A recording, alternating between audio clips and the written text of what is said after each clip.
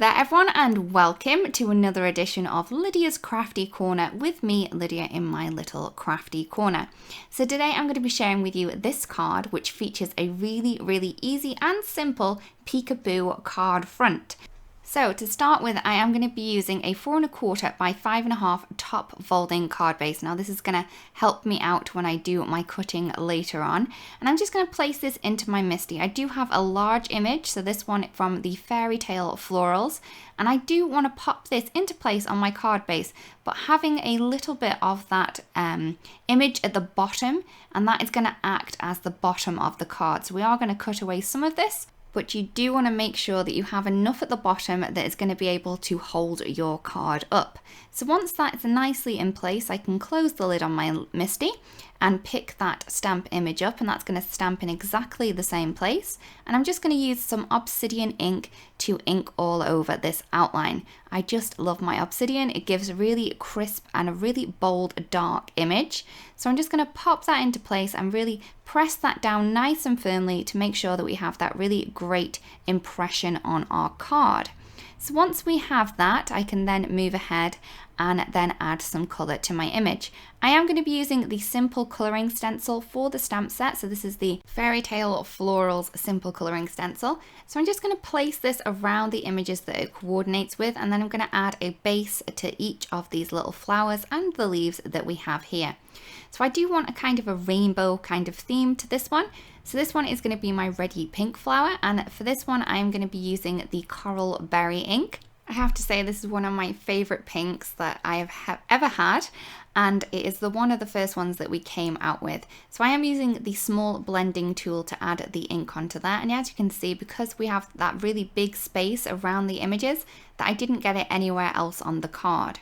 I'm now going to move on to this large image of the floral at the bottom, and for this one I'm going to be using the ocean waves. It's a really beautiful blue tone, and I think that it's kind of verging on the turquoise, but it is very pretty. So again, I'm adding that on with a small blending tool there.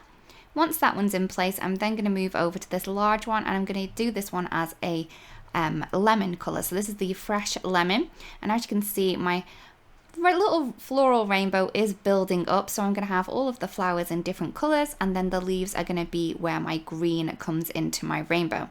So once I finish with that one, I'm going to move on to this little bud that we have to the side, and this one's going to be my purple one, and this one is the lavender fields for that one. And then I can move the stencil over and then go onto this little bud here, and for this one I'm going to be using the beautiful orange cream to add the colour, the base layer to that one there. So once that's all done, I can then move on to all of the leaves and the little leaves that are around the buds too. And for this I'm going to go with a nice vibrant green. So for this one is going to be the parrot.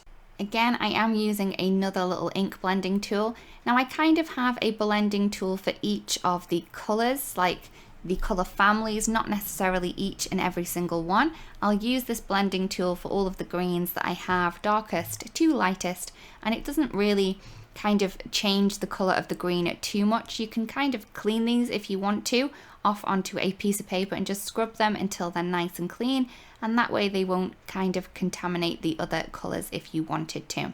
So once I've finished with all of the base layers, you can see just how pretty that looks there, but we do have some additional layers on the stamp set, so I'm just going to add these in. We do have the little numbers on the stamp set to help you layer these up really easily, but if you are having a little bit more trouble, you can always check out the layering video that we do have on the website. So for the greens, I did use the olive ink. Now I'm going to move on to this little orange bud, and I'm going to be using the Autumn Blaze ink for that one, and for the purple bud I'm going to go with the Deep Iris, just popping them into place using the layering guide to help me out with that one.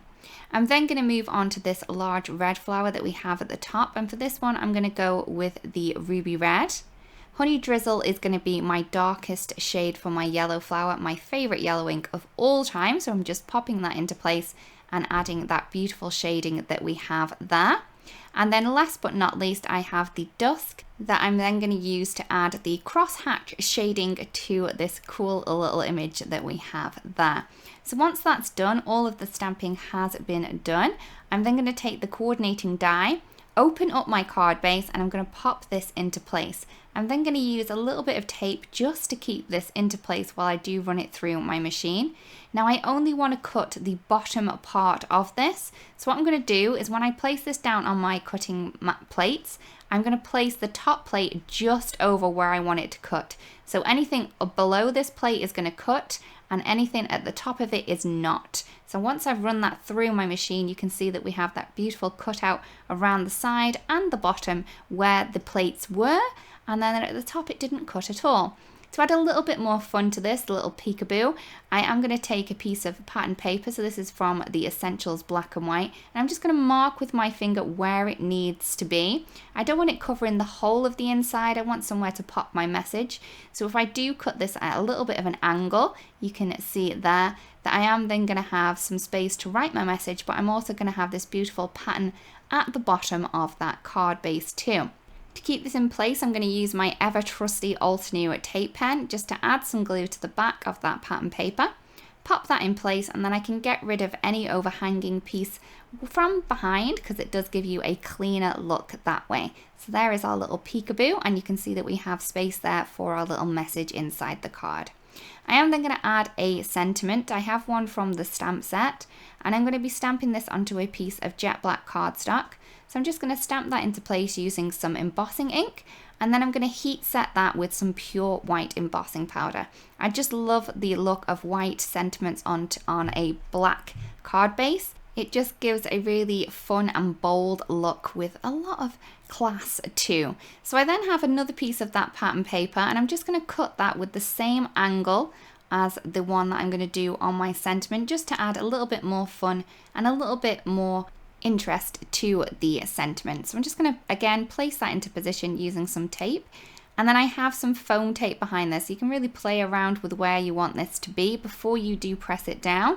Once it's pressed down, it is going to be stuck firm, so make sure that you are happy with the position on that before you do place it down, and then you can get rid of any overhanging pieces from behind. So here is the card complete. I really do hope that you liked the card and that you've enjoyed the video as well. If you do create a card that was inspired by this, it'd be great if you do share, because we'd love to see. Again, everyone, thank you so much for watching, and I really do hope you have a beautifully crafty day. See you soon. Bye-bye. Hello there, crafty friend, Lydia here. Just popping in to say that you can get your daily dose of crafting tips, techniques, and tutorials just like this by subscribing to the Altenew YouTube channel. All you need to do is click on that little bell up there and you will never miss a video. Thanks for watching. Bye bye.